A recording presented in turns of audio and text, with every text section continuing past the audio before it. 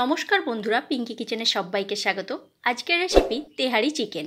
তার জন্য নিয়ে নিয়েছি 500 গ্রাম মতো চিকেনগুলো মিডিয়াম পিস করে নিয়েছি। আর নিয়ে নিয়েছি 2.5 কাপ মতো গোবিন্দভোগ চাল। তোমরা চাইলে অন্য চাল দিয়েও এটা করতে পারো।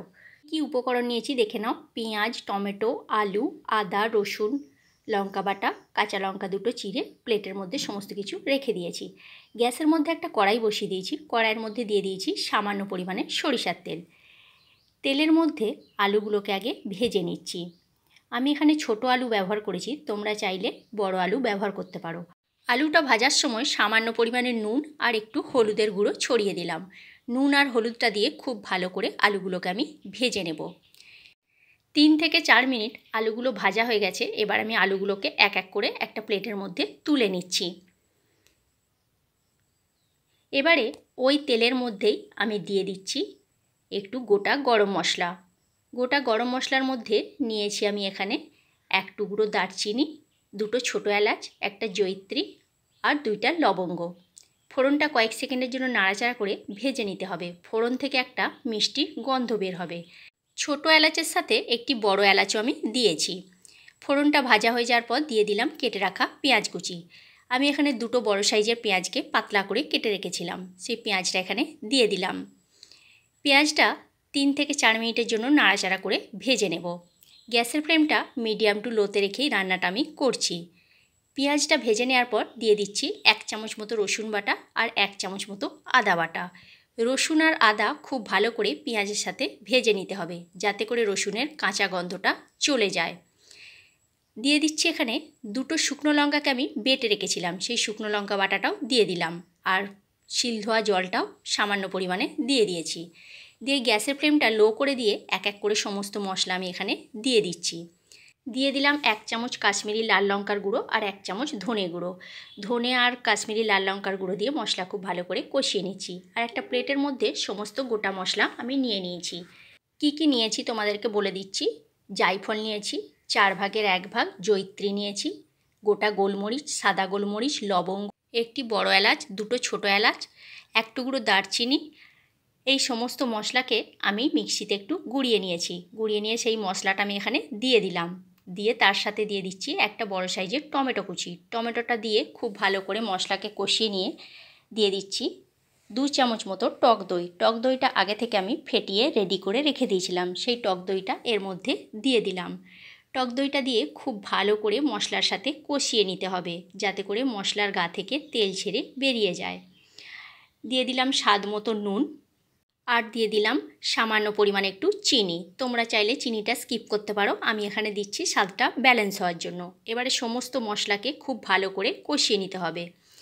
মশলা কষিয়ে নেওয়ার পর দিয়ে দিচ্ছি ভেজে রাখা আলু আর মাংসটা আগে থেকে ধুয়ে আমি রেডি করে রেখে দিয়েছিলাম। মাংস আর আলু দিয়ে খুব ভালো করে এবার মশলার সাথে কষিয়ে নিতে হবে, গ্যাসের ফ্লেমটা মিডিয়ামে রেখে। আর তেহারি চিকেনের মূল উপকরণ হচ্ছে সর্ষের তেলে রান্নাটা করতে হবে। আর যে গোটা গরম মশলাটা আমি মিক্সিতে গুঁড়ো করে দিলাম, ওই মশলাটা মাস্ট দিতেই হবে, তবে কিন্তু তেহারি চিকেনের স্বাদটা ভালো হবে। দেখো 2 মিনিটের জন্য ঢাকা দিয়ে রেখে দিয়েছিলাম। ঢাকা দিয়ে মাংসটাকে আমি কষাচ্ছি। মাংসর কালারটা কত সুন্দর এসেছে দেখছো বন্ধুরা। মাংস আর আলু খুব ভালো করে এখানে কষানো হয়ে গেছে। পাশের ওভেনে বসিয়ে দিয়ে ওই গ্যাসের ওভেনে আমি আর একটা কড়াই বসিয়ে দিচ্ছি। কড়াইয়ের মধ্যে দিয়ে দিচ্ছি সামান্য পরিমাণে একটু সরিষার তেল। আর সরিষার তেলের মধ্যে দিয়ে দিচ্ছি 1 চামচ মতো গাওয়া ঘি। গাওয়া ঘিটা দিলে এর টেস্টটা আরও ভালো হবে। তোমরা চাইলে শুধু গাওয়া ঘি দিয়েও করতে পারো, আমি এখানে সর্ষের তেলের সাথে গাওয়া ঘিটা দিলাম। দেখো ঘি আর তেল খুব ভালোভাবে এখানে গরম হয়ে গেছে। আর একটা মিডিয়াম সাইজের পেঁয়াজকে আমি একদম কুচি কুচি করে রেখে দিয়েছিলাম, সেই পেঁয়াজ কুচিটা এর মধ্যে দিয়ে দিলাম। দিয়ে 2 থেকে 3 মিনিটের জন্য নাড়াচাড়া করে একটু ভেজে নেব। 2 থেকে 3 মিনিট নাড়াচাড়া করে আমার এখানে ভাজা হয়ে গেছে। আর যে গোবিন্দভোগ চালটা রেখে দিয়েছিলাম সেটাকে আমি ধুয়ে জল ঝরিয়ে আগে থেকে রেডি করে রেখেছিলাম, সেই জল ঝরানো চালটা এবার আমি দিয়ে দিচ্ছি। দিয়ে আবারও 2 মিনিটের জন্য চালের সাথে পেঁয়াজটা আমি একটু ভেজে নেব। গ্যাসের ফ্লেমটা একদম মিডিয়ামে রেখে এটাকে ভাজতে হবে, তাহলে ঘিয়ের গন্ধটাও খুব ভালো আসবে আর খেতেও ভালো হবে। দেখো 2 থেকে 3 মিনিট আমার এখানে নাড়াচাড়া করে ভাজা হয়ে গেছে। এবারে যে কড়াইটাতে মাংসটা রান্না করেছিলাম সেই কড়াইটা আবারও গ্যাসের ওভেনে বসিয়ে দিচ্ছি। আর যে চালটা ভেজে রেখেছি সেই চালটা মাংসটার মধ্যে মিশিয়ে নিচ্ছি। মাংসটার মধ্যে 2 থেকে 3 মিনিটের জন্য নাড়াচাড়া করে একটু মিশিয়ে নেব। গ্যাসের ফ্লেমটা একদম লোতে করে দিয়েছি। আর একদিকে গ্যাসে আমি জল গরম করতে দিয়ে দিয়েছি।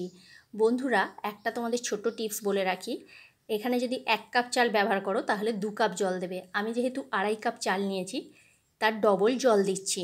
তার ডবল জলটা কিন্তু আমি গ্যাসের মধ্যে গরম করতে দিয়েছি। এখানে কিন্তু ঠান্ডা জল ব্যবহার করবে না, গরম জলটাই ব্যবহার করার চেষ্টা করবে।